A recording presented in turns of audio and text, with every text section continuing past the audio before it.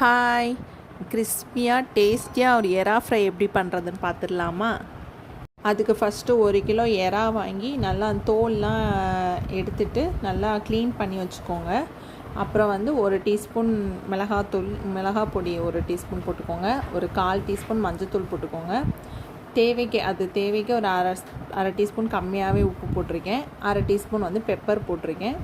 4 teaspoon வந்து cornflour மாவு வந்து 4 டீஸ்பூன் போட்டுக்கோங்க. யாருக்கெல்லாம் இறால் ஃப்ரை பிடிக்குமோ அவங்க எல்லோரும் வந்துட்டு லைக் பண்ணுங்கள், கமெண்ட் பண்ணுங்கள்.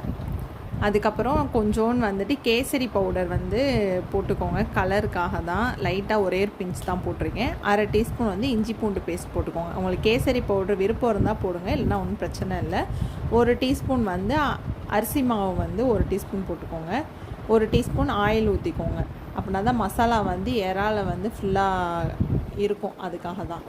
அது நல்லா எல்லாத்தையும் ஃபஸ்ட்டு மிக்ஸ் பண்ணிக்கோங்க. மிக்ஸ் பண்ணிவிட்டு அதுக்கப்புறம் கொஞ்சம் கொஞ்சமாக தண்ணி தெளித்து நம்ம மசாலா எல்லாமே நல்லா ரொம்பவும் திக்காகவும் இருக்கக்கூடாது, ரொம்பவும் தண்ணியாகிடக்கூடாது. அதனால் பார்த்து கரெக்டாக பண்ணுங்கள். கொஞ்சம் கொஞ்சமாக தண்ணி தெளித்து நல்லா மிக்ஸ் பண்ணிக்கோங்க.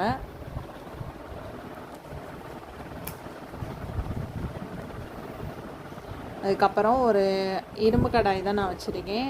கல் காஞ்சதுக்கப்புறம் எண்ணெய் ஊற்றிட்டு, எண்ணெய் காஞ்சதுக்கப்புறம் எறா வந்து ஒரு இதாக எடுத்து போடுங்க. இல்லைன்னா ஒட்டிடுச்சுன்னா அப்புறம் நல்லா இருக்காது. அதனால் ஒன்று ஒன்றா போட்டு நல்லா ஃப்ரை பண்ணி எடுக்கலாம். சேனலை மறக்காமல் சப்ஸ்கிரைப் பண்ணிடுங்க.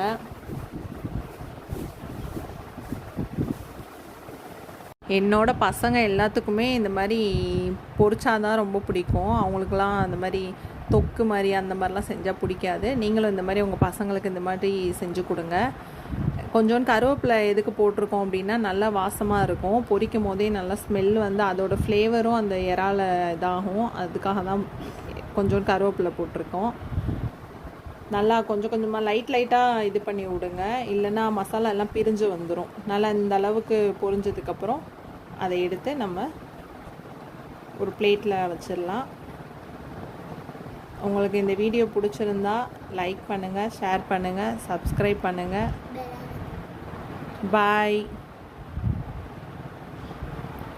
என்ன